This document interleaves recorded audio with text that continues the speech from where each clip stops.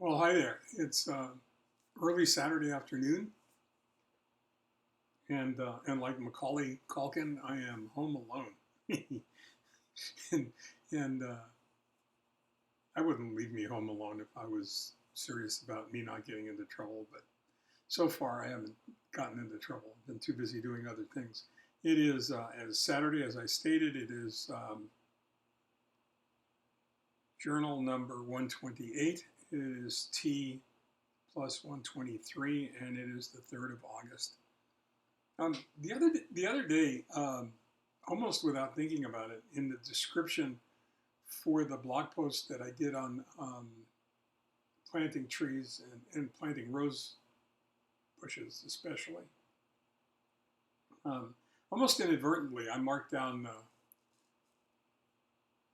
in the description, in addition to planting trees and planting um, rose bushes, one of the most altruistic and optimistic things you can do is plant ideas, especially if they're powerful and positive ideas. And that that's something to think about, because with any of the three, you're really paying it forward, right? And it's the ultimate optimistic act of paying it forward, especially with a tree, because it's likely to be there long after you're not. And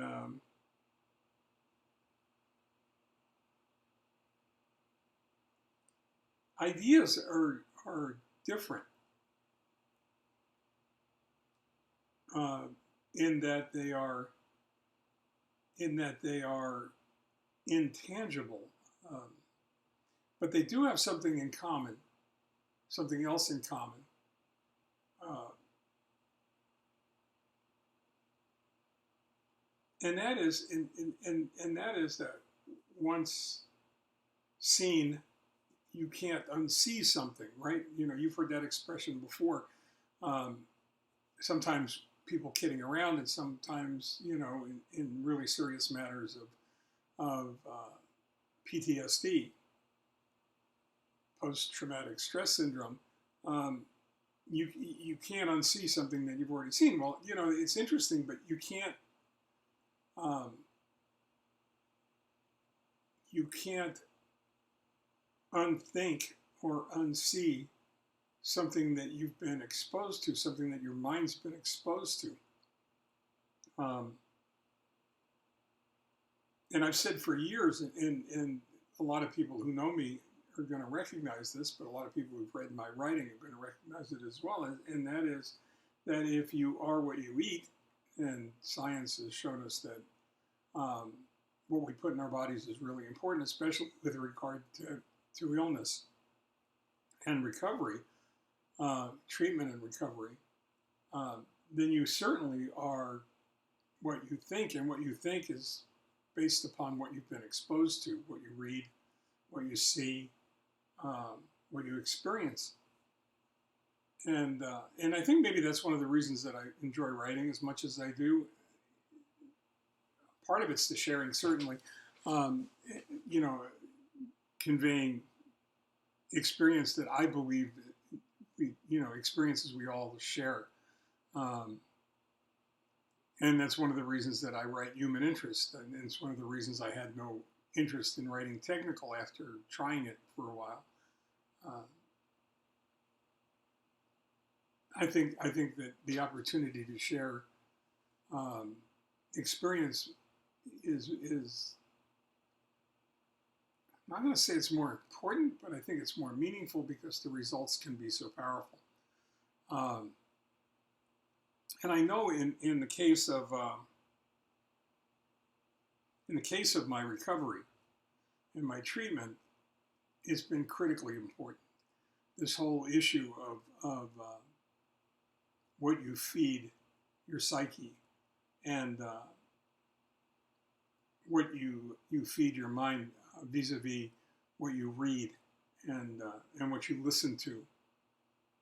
It's difficult for me to watch people expose themselves to uh, dark and uh, foreboding and ominous kinds of topics um, and subjects, because I can't get my head around how that's going to help you in any way, how that's going to go ahead and drive you forward into a better future, how that's going to make you successful, or how it's even going to help you survive. It just doesn't make any sense to me.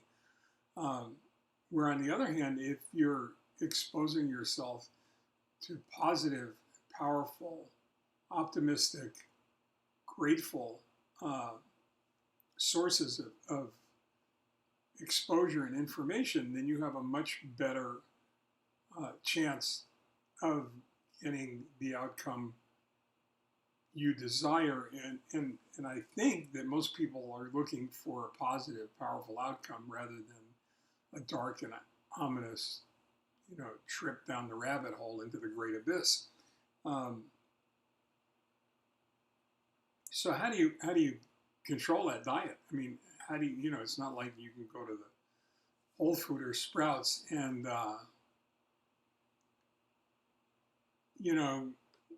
it's not like you can go to Sprouts or Whole Foods, or you can go to,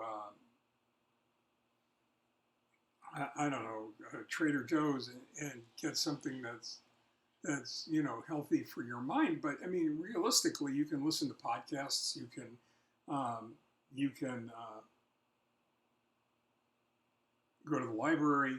You can purchase books, read magazine articles.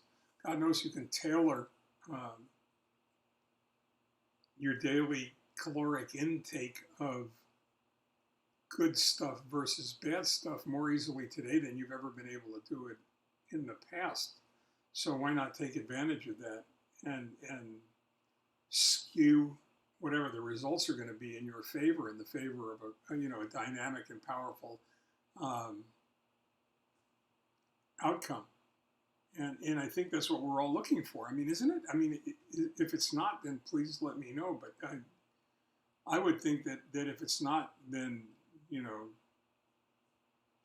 somebody needs, to have the Lone Ranger ride in on Silver and fix everything. Because it's so easy just to watch the news and get depressed. I've tried to really limit my intake of news shows and information as much as I'm able, and still remain aware of what's going on around me, because it's just so goddamn depressing. I mean, it really is. Just before I sat down to do this, I went back and took another look at what's going on in El Paso. That's how you'll know it really is August 3rd. And there was another mass shooting there, and I'm not sure how many fatalities there were, but there were multiple fatalities in a Walmart on a Saturday on a busy day. So whoever did this was, hell-bent on getting the maximum devastation through his or her actions. It's very easy to get hung up in that. It's very easy to watch that for hours and have them repeat the same clips and repeat the same sound bites over and over and over again. And every time they do that, whatever it is they're talking about gets more and more deeply ingrained in your subconscious and in your conscious minds, and it's dangerous. So so why did I tell you about it? If I'm admonishing you to please limit the intake of things like that, I'm just doing it as an example of the things that we would probably all be better off if we just took a taste of, rather than watching it for 4 or 5 hours to see what happened when there's really nothing happening once that devastating event is over. So just try and remember that if you are what you eat, you think what you read, or what you're exposed to, or what you experience, and try to control that as much as you can, because I can tell you for a fact, waking up in the morning every day and saying to yourself, today is going to be a great day, really does have an impact on the way the day is going to be. Limiting your intake of things that are not healthy for you and choosing instead those things that are, things that are going to make you more optimistic, more altruistic, planting a tree, helping somebody else out, random acts of kindness. All of those things are going to make you feel better about who you are and what you're doing. And I think that's an important, it's an important thing to keep in mind, and I think it's been critical in my recovery. And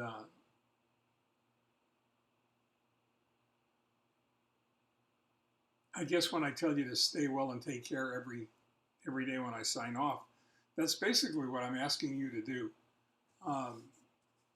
Is fill your mind with really, good thoughts, happy thoughts. May not necessarily make you float away like, Tinkerbell or Peter Pan, but it certainly will make it easier to get through the day. And I think we're going to talk about something tangent to that tomorrow. In the meantime, stay well and take care. Talk to you tomorrow. Bye-bye.